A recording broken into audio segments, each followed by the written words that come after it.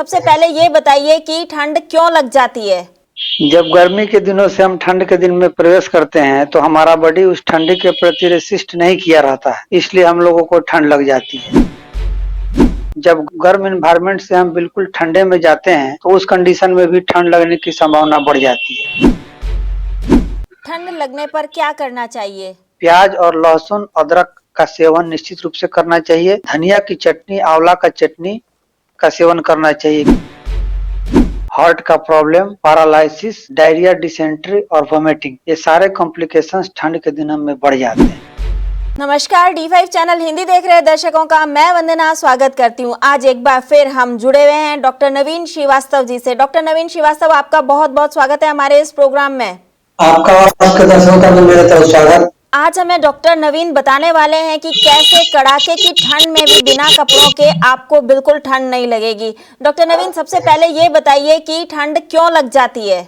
जब गर्मी के दिनों से हम ठंड के दिन में प्रवेश करते हैं तो हमारा बॉडी उस ठंडी के प्रति रेसिस्ट नहीं किया रहता है, इसलिए हम लोगों को ठंड लग जाती है। इसके अलावा जब गर्म एनवायरनमेंट से हम बिल्कुल ठंडे में जाते हैं तो उस कंडीशन में भी ठंड लगने की संभावना बढ़ जाती है। या जिनका इम्यून सिस्टम कमजोर रहता है या फिजिकली जो कमजोर रहते हैं, यदि कहीं वह बाहर निकलते हैं और उस ठंड को बर्दाश्त नहीं कर पाते हैं, उनका बॉडी टेम्परेचर उसके प्रति रेसिस्ट नहीं होता है, तो इस कंडीशन में हमको ठंड लग जाती है। ठंड लगने पर क्या करना चाहिए? ठंड लगने पर सबसे अच्छा उपाय है कि सबसे पहले आग सेकना चाहिए। लकड़ी से आग जला करके सेकना शरीर के रिकवरी के लिए बहुत अच्छा है। इसके अलावा पेशेंट को इमीडिएट कॉफी का सेवन करना चाहिए और दिन में कम से कम 2-3 बार गर्म दूध में हल्दी और लहसुन डाल करके उबालना चाहिए और उबाल करके लहसुन खाना भी चाहिए और उस दूध को पीना भी चाहिए। तो इससे हमारे शरीर के अंदर तुरंत ही गर्मी प्रवेश कर जाता है और ठंड का प्रभाव हमारे शरीर पर से समाप्त हो जाता है। सर्दी में कौन कौन सी बीमारियां परेशान करती हैं? एक तो सर्दी, खांसी, जुकाम परेशान करता है। इसके अलावा जो मेजर डिजीज है उसमें ब्लड प्रेशर, हार्ट का प्रॉब्लम, पैरालिसिस, डायरिया, डिसेंट्री और वोमिटिंग, ये सारे कॉम्प्लिकेशंस ठंड के दिनों में बढ़ जाते हैं, क्योंकि गर्मी के दिनों में हमारे बॉडी का डिटॉक्सिफिकेशन पसीने के द्वारा भी होता है और मूत्र के द्वारा भी होता है। ठंड के दिनों में हम पानी का सेवन कम करते हैं, इसके वजह से हमारा बॉडी का डिटॉक्सिफिकेशन भी नहीं हो पाता है। इसके अलावा हमारे बॉडी से पसीना निकलता नहीं, तो ठंड के दिनों में भी हमारा ब्लड प्रेशर नहीं बढ़े, इसके लिए कंटिन्यूअस 4 से 5 लीटर पानी वेट के हिसाब से हमको निश्चित रूप से सेवन करना चाहिए। और ठंड के दिनों में सलाद का सेवन, खासकर प्याज और लहसुन अदरक का सेवन निश्चित रूप से करना चाहिए। धनिया की चटनी, आंवला का चटनी का सेवन करना चाहिए, क्योंकि फल का सेवन करने से बहुत लोगों को ठंड लग जाती है या सर्दी खांसी की समस्या परेशान करती है। और विशेष रूप से हमको ध्यान देना चाहिए कि जब भी हम रजाई के अंदर रात को सोए हुए हैं और यदि मूत्र त्याग की इच्छा हो या बाथरूम जाना हो तो रजाई से निकलते ही हमको बाथरूम में नहीं जाना चाहिए। रजाई से निकलने के बाद नॉर्मल टेम्परेचर का पानी या गर्म पानी पीना पहले हमको पीना चाहिए, जिससे उस इन्वायरमेंट के प्रति हमारा बॉडी रेसिस्ट कर जाए और उसके बाद बाथरूम जाएं तो परेशानी नहीं होती है। क्योंकि बहुत सारे लोगों को ठंड के दिनों में रजाई से निकलते ही बाथरूम जाने से चक्कर खा करके बाथरूम में गिर जाने की संभावना बढ़ जाती है, या बहुत से लोगों को पैरालिसिस या हार्ट अटैक की संभावना बढ़ जाती है। इसके अलावा जब भी डायरिया, डिसेंट्री या वोमिटिंग हो, इमीडिएट नींबू, आधा नींबू काट करके 2 काली मिर्च का पाउडर बनाकर उस पर छिड़क देना चाहिए और 1-2 चुटकी काली मिर्च छिड़क करके उसको डायरेक्ट गैस पर या तवे पर डाल करके थोड़ा गर्म कर देना चाहिए और जीभ पर उसका रस डाल करके या आराम से चूस करके उसका सेवन करना चाहिए। तो ठंड के दिनों में इन परेशानियों से हम लोग आसानी से बच सकते हैं। ठंड का प्रभाव हमारे शरीर पर ना पड़े, इसके लिए क्या करना चाहिए?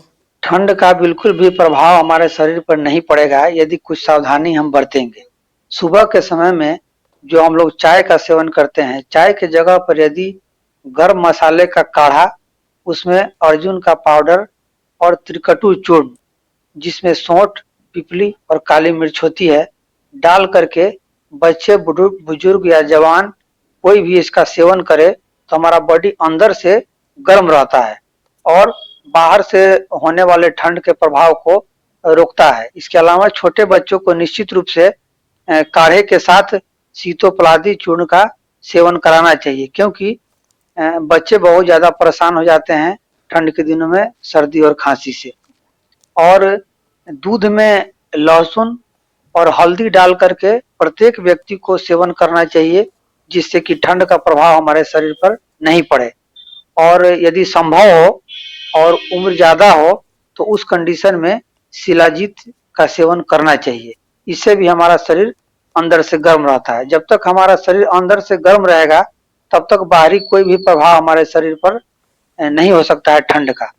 तो इन चीजों का सेवन करने से बिल्कुल भी हमारे शरीर पर ठंड का प्रभाव नहीं होता है। उम्र दराज लोग ऐसा क्या करें कि ठंड का प्रभाव उनके शरीर पे ना पड़े, यानी कि बुजुर्ग ऐसा क्या करें कि उन्हें सर्दी में ज्यादा सर्दी ना लगे? बुजुर्ग व्यक्तियों को उनके इम्यून सिस्टम के कम होने से और बॉडी के अंदर से स्ट्रेंथ कम होने से उनको ठंड ज्यादा लगती है।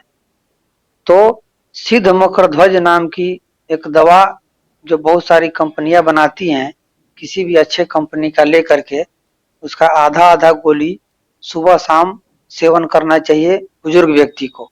और खासकर उन व्यक्तियों को भी इसका सेवन करना चाहिए जिनको ठंड के दिनों में हाथ में या पैर में बहुत ज्यादा ठंड लगती हो। बहुत से ऐसे लोग हैं जिनके रजाई के अंदर पैर डालने पर भी उनका पैर गर्म नहीं होता है। तो उस कंडीशन में सिद्ध मकरध्वज निश्चित रूप से सेवन करना चाहिए। सिद्ध मकरध्वज सेवन करता हुआ व्यक्ति यदि ठंड के दिनों में बिना कपड़े भी रहे तो उसको बाहरी प्रभाव ठंड का नहीं पड़ता है। और बुजुर्ग व्यक्ति को शिलाजीत का सेवन भी निश्चित रूप से करना चाहिए, कम से कम रात के समय ही दूध में डाल करके, या बहुत सारी कंपनियां कैप्सूल में भी बनाती हैं तो कैप्सूल भी खाया जा सकता है शिलाजीत का, किसी अच्छी कंपनी का लेकर के, प्लेन शिलाजीत। और पानी निश्चित रूप से हमको ठंड के दिनों में भी उतना ही पीना चाहिए जितना गर्मी के दिनों में हम पीते हैं, क्योंकि बॉडी का डिटॉक्सिफिकेशन पसीना के द्वारा जब नहीं होता है तो मूत्र के द्वारा ही बॉडी का डिटॉक्सिफिकेशन हो जाता है। तो पानी का अधिक सेवन करना चाहिए। जो भी मौसमी उपलब्ध फल हैं, खासकर ठंडे के दिनों में होने वाले, गाजर है या बथुआ का साग है, गोभी है, जो भी गर्म खाने वाले चीजें हैं उसका सेवन करना चाहिए। और निश्चित रूप से दूध में हल्दी और लहसुन डाल करके सेवन करना चाहिए।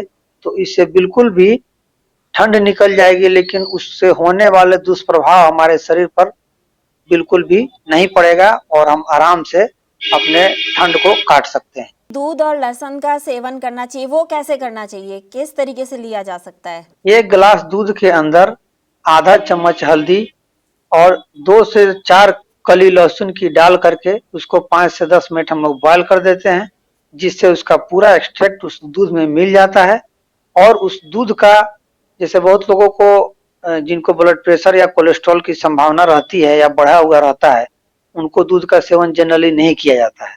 लेकिन यदि हल्दी और लहसुन डाल दिया जाए तो दूध का फैट और दूध के जो हानिकारक तत्व हैं, जो कोलेस्ट्रॉल और ब्लड प्रेशर में हानिकारक है, वो भी समाप्त हो जाते हैं और आसानी से उस दूध को सेवन करने से भी कोई दिक्कत नहीं होती है।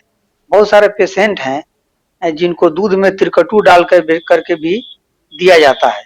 वैसे पेशेंट जिनको अदरक से परेशानी नहीं होती है या जिनको पाइल्स की समस्या नहीं है, त्रिकटु में सौंठ, काली मिर्च और पिपली तीनों का एक मिक्सचर होता है, तो उसको भी दूध में उबाल करके देना चाहिए।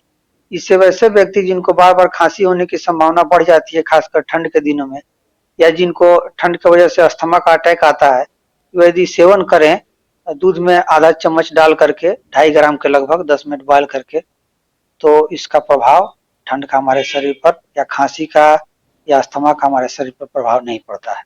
ये दिन में कितनी बार लिया जा सकता है और किस टाइम लेना ज्यादा उपयुक्त होता है?